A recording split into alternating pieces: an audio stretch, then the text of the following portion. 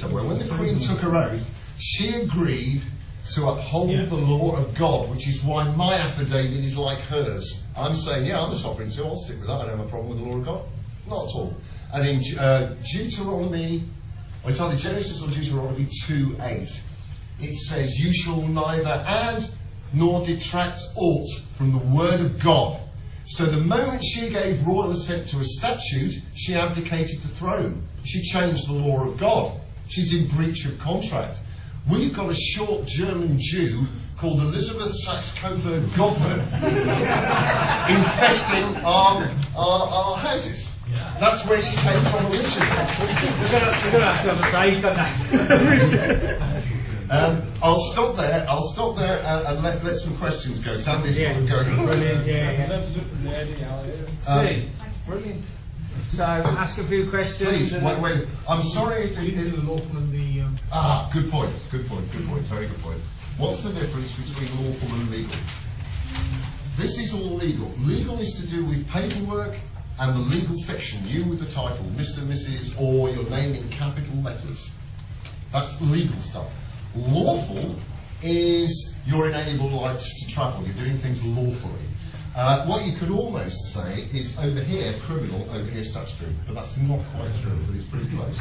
So look, you can actually have something which is legal but unlawful,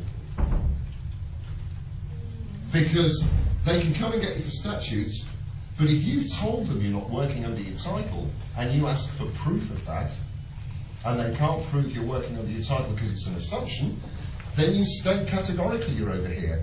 If they then fine you and send you papers going, you pay this within 21 days or the bailiffs to come down and take your balls off, you can say, fuck off, I was over here and I served documents to prove that I am. So that was legal action done by the Ministry of Justice and the courts that itself was unlawful.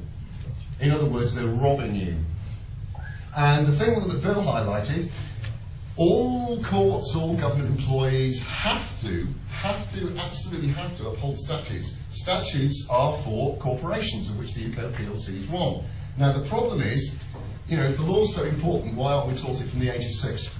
They need our ignorance. Why? Because they don't even stick to their own rules. And we on Monday proved that par excellence by railroading a judge in his court. We caught him aiding and abetting the prosecution. We caught him lying in court. He said, I'm not going to listen to you, you have no rights of audience, blah, blah, blah. Oh, no, rights of audience only apply to the Law Society. I'm not part of the inner sanctum. I'll say what the hell I like, Judge, and you have no right to stop me. I'm not going to do this. I'll send for security. Send for security. They lay a finger on me, I'll do them for assault. And I told him that I'd got this contract in play. And I said, I'm the highest individual in this pissing court, Judge. You don't do anything to me. Nothing. You're beneath me with your title.